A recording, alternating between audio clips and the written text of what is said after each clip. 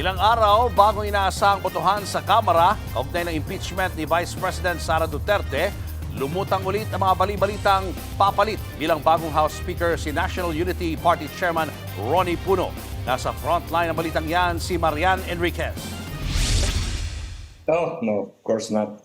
No, that's not at all in the conversation or in the picture. Muling itinanggi ni National Unity Party Chairman at House Deputy Speaker Ronnie Puno na plano nitong palitan si House Speaker Bogie D. III.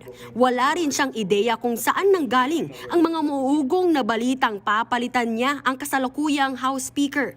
Giit ng kongresista, masaya na siyang manilbihan bilang kinatawan ng unang distrito ng Antipolo.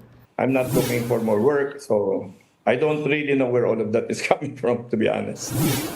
Lumutang ang umano'y planong pagpapalit ng liderato Nobyembre pa noong nakaraang taon. Nasundan din ito ng bulong-bulungan ng kudeta para iluklok umano si dating Pangulo at Pampanga Representative Gloria Arroyo bilang Speaker.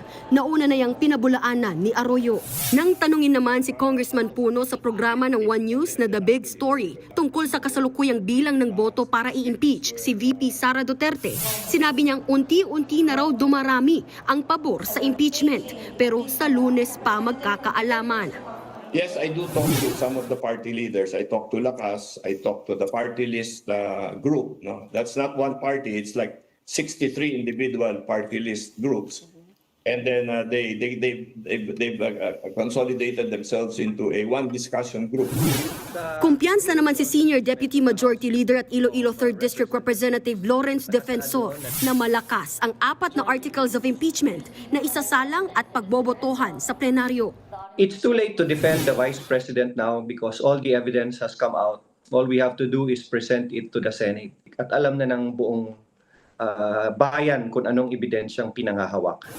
Sa ngayon, ayon sa mga konsultasyon, aabot na raw sa 215 na mga kongresista ang nagpahayag na bobotong i-impeach si VP Sara. Inaasahan namang magkakaroon ng misa sa Lunes ng umaga bago nga yung sesyon alas 3 ng hapon kung saan isasalang sa plenaryo ang debate at botohan sa impeachment. Sasalang naman sa plenaryo para mag-sponsor ng committee report si Justice Committee Chairperson Jervin Luistro. Agad ding itatransmit sa Senado ang articles of impeachment, oras na makakuha ito ng 1/3 na boto. Katumbas yan ng 106 na kongresista.